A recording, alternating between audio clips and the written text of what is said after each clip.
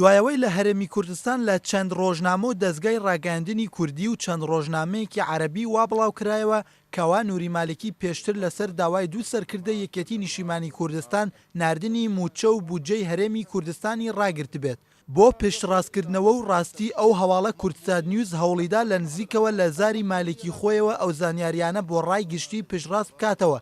مالکی لە لێدوانێکی تایبەتیدا بۆ کورتساد نیوز ئەو زانیاریانەی ڕەت کردەوە و بە بێبنەما وەسفی کرد. غير صحيح وهذه قضايا ربما خلافات داخلية. ئەمە ڕاست نییە بە هیچ شێوەیەک ئەو دۆسیانە لەوانەیە ناکۆکی ناوخۆیی بێت بۆ خۆپەڕاندنەوە و تۆمەتبارکردنی لایەنی دەوروبەر و بۆیە ئەمە هیچ ڕاست نییە. لە ئێستادا بابەتی بودجە و موچە وێنەی بابەتێکی درامایی لە خۆگرتووە و ڕۆژانە لە میدیاکانی عراقی و کوردستانی باز دەکرێت. هاوڵاتیانی هەرێمی کوردستانیش ڕاستیەکانیان بۆ دەرکەوتووە کەوا قوتی خەڵک کراوەتە قوربانی سیاسەتەکانی نەوت.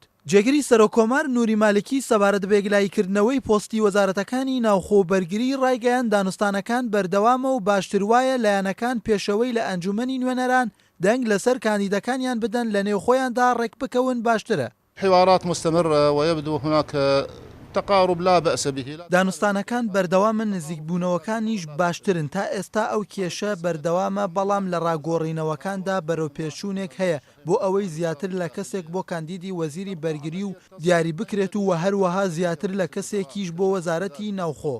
ئەم بابەتە لای سەرۆکوەزیران دەمێنێتەوە بۆ ئەوەی سەرۆکوەزیران لە ناو کاندیدەکاندا کەسەکان دەستنیشان بکات بۆ ئەوەی دەنگیان لەسەر بدرێت لە ئەنجومەنی نوێنەران بەڵام وا باشترە پێش ئەوەی بچنە ناو ئەنجومەنی نوێنەرانەوە لایەنەکان لە ناو خۆیاندا ڕێک بکەون. پۆستەکانی وەزارەتی ناوخۆبەرگری بۆتە بابەتێکی میدیایی لە عێراقدا و ڕۆژانە باسی لەسەر ئەکرێت. لایەنەکانی شیعە و سوننە دوای ململانەیەکی قوڵ تا ئێستا نەیانتوانیوە کاندیدەکانیان یەکلایی بکەنەوە. ئەمەش نیگەرانیەکی زۆری لە شەقامی عێراقیدا بە دوای خۆیدا هێناوە. بەهمەن حەسەن، کورتساد نیوز، بەغداد.